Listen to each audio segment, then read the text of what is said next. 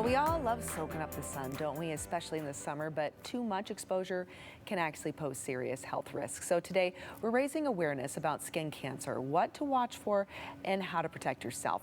We have an expert, Dr. Sheila Giffen from St. Alphonsus, joining us to give us all the information that we need to make sure we're not only having a fun, but as mentioned, a safe summer. So, Dr. Giffen, let's begin by explaining the different types of skin cancer and which ones are most common. Yeah, well, there are many different kinds of skin cancer, but the most common ones are basal cell carcinoma, squamous cell carcinoma, and then many people recognize that melanoma. Okay, yeah, that's the one that we hear about. That's that the really dangerous one. Yes. Really avoid. Okay, so what are some warning signs, though, that your skin might be changing? In particular, those changes that really note attention, ones we should not just be ignoring. Well, the most important thing is anything that looks different from what you've seen before. Okay. And so when we're looking at different skin lesions, we look for what we call A, B, C, D, E, especially for melanoma types of skin cancer, which is asymmetry, border irregularity, color differentiation, and then those bigger ones, diameter greater than 6 millimeters, and then evolving, so something that's changing over time. For our basal cell carcinomas, just some really specific things to watch for. They're kind of pearly, waxy nodules that can be like brown, scar-like lesions. For our squamous cell carcinomas, we really look at these firm nodules that have like a scaly top to them, and then any mole that looks atypical, dark, irregular, that could be a melanoma.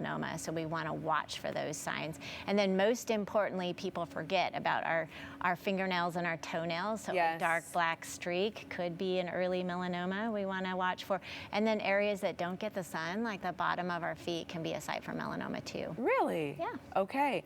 All right. And so you'd mentioned that nails, though, right? Yes. Because I think that's one that most people will be like, what? Right. So you're saying dark streaks in a nail could Yes. possibly be where you may have not injured yourself, right? Yes, okay. exactly. Yeah, all right. good point. Because sometimes you might see one like if you break a blood vessel or stubbed something. your toe, Yeah, stubbed your something toe like or that. something. That's Yes. common. Yeah. Yes, yeah. But otherwise, if it's really out of place, it deserves, some attention. Haven't seen it before and suddenly appears. Okay. How often should people be checking their skin, though, for these things, like their bottom of their feet? I know the scalp, too, right? Because you can sunburn your scalp. Right, exactly. Yeah. Well, you at least want to check once a year. Okay. But really, anytime you're, getting in and out of the shower is a good time to take a look at your skin and make sure you don't see anything that's unusual or that isn't healing or changing in size or shape. What about the places that are hard to check, like your back? Yes. Your own scalp, right? Good, good call. Well, when you're putting that sunscreen on your back, having someone take a look, or you always have your doctor, primary care, dermatologist, at least do a check once a year is really important. Okay, I want to talk about SPF. Yes. Because there's always controversy around Lots of SPF. questions. They're like, what kind? Oh, that's not enough. Oh, that's too much. Or that's unnecessary. Or you need zinc. Or you need this in there. Talk to us about sunscreen. How do we know what we're applying is enough and it has the right ingredients to properly protect our skin? Well, that's a great question. Really, we want SPF 50 or greater. Okay. And then you want to apply it before you get out in the sun. Because, anytime you have that sun exposure, you're at risk. So before you go out, and then just reapply it regularly throughout the day is the most important. The best kind of sunscreen is one that you actually will wear. Great point. Yeah. Yes. And there's nothing like having long sleeves, wearing a hat or sunglasses. Those are really good sun protectors as well. Or going in the shade when it's the heat of the day. I like how you said the best sunscreen is the one that you will wear, right? Yeah. Because you can spend a ton of money on a sunscreen. It may be 50, it might have zinc, all the things that everyone recommends, but then you don't like the texture or the smell. Right. Or it's hard to put on. Yes. And you're like, this is so difficult. And then you kind of avoid it a little bit, right? Or maybe you don't do as a good job as putting it on. Yep, okay, very good. And then reapply. Even if it says waterproof or water resistant, yes, don't count on that, right? Put that back on Put that back throughout on. the day. Okay, all right, throughout the day. Just put it on. All right. Put it on. And who, though, would you say is most at risk for skin cancer? Well, there are really 6 categories for people who are at risk. Oh, okay. One is UV exposure. So the more exposure you have, whether that's from real sunlight or from tanning beds, sun lamps, it's going to increase your risk. The second thing is people with fair skin, they have less melanin, and melanin is thought to be protective against skin cancer, so fairer skin may be more likely to have skin cancer. The third thing is family history, so brother, mother, sister. If they have a history of skin cancer, then you too may be at risk as well.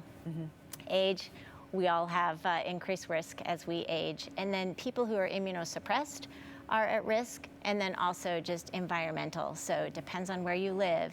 If you live in high altitude, high sun exposure, spend a lot of time outside, you're more likely to get skin cancer. Okay, and maybe even people on certain medications, because medications too can make Exactly. sensitive too, right? Exactly. Yeah, yes. and I point that out because I am from a family background that does have a little bit of darker complexion traditionally, and I noticed whenever I was on medication, I would be like, oh, wait a minute, why am I burning? Yes. So much quicker. Yes, and so then I'd want to apply the sunscreen a little more often. On that note, though, too, even if someone is darker complected, it does not excuse the need to put sunscreen on. Right, should still use sunscreen. Yes, yes. So especially if you're trying to anti-age, right? We're all looking for that fountain of youth. Yes, we are. That's true. Let's talk a little bit about that vanity part, because it is important. Not only are we trying to avoid skin cancer, but it does also help with, you know, slowing the process of aging on the skin, right? Wrinkling, yes, Wrinkling, age spots, yes. all of those things. Okay, so you hear that? If you're looking for fountain of youth, take care of your skin with your sunscreen too. Okay, so 2 reasons.